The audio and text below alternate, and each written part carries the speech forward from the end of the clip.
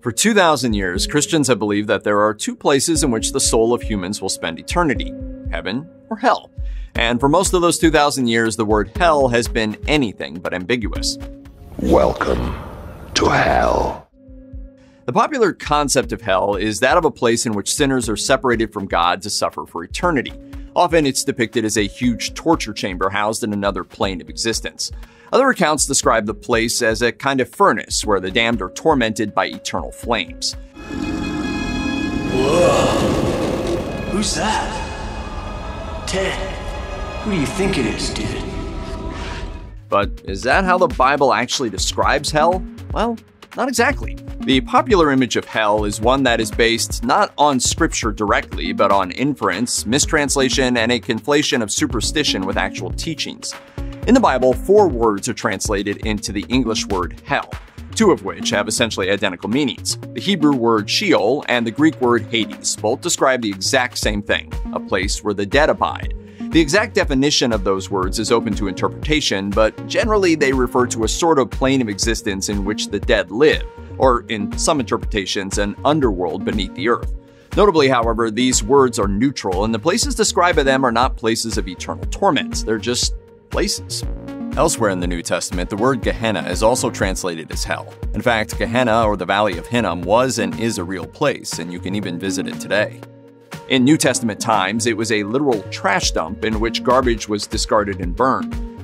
A leper colony was located nearby too, making the whole area a literal hell on earth to the people who lived there.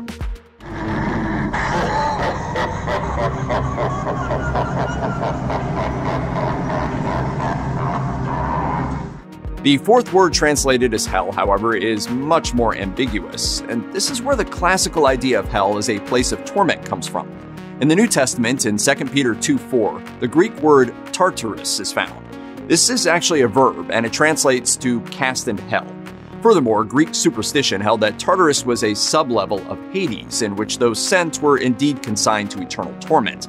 The writers of the New Testament lived and wrote within Greek culture and were largely writing to people who understood it too, so this distinction is important. Elsewhere in the New Testament, in Revelation 21:8, the writers describe the fate of the wicked in horrifying terms, such as being cast into a lake of fire. It's entirely possible that the colorful language of John the Elder, the writer of Revelation, contributed to the popular understanding of hell.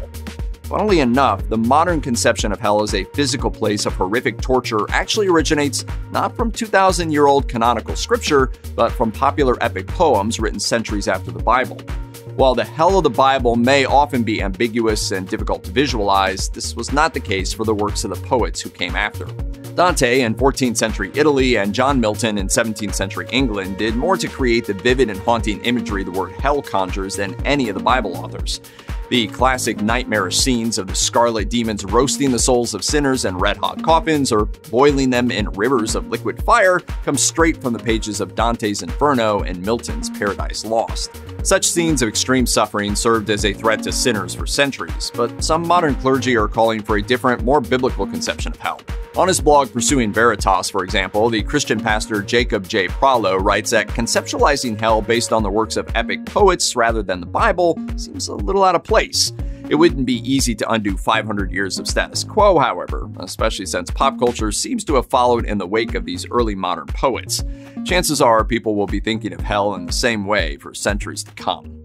Check out one of our newest videos right here. Plus, even more messed up history videos about your favorite stuff are coming soon. Subscribe to our YouTube channel and hit the bell so you don't miss a single one.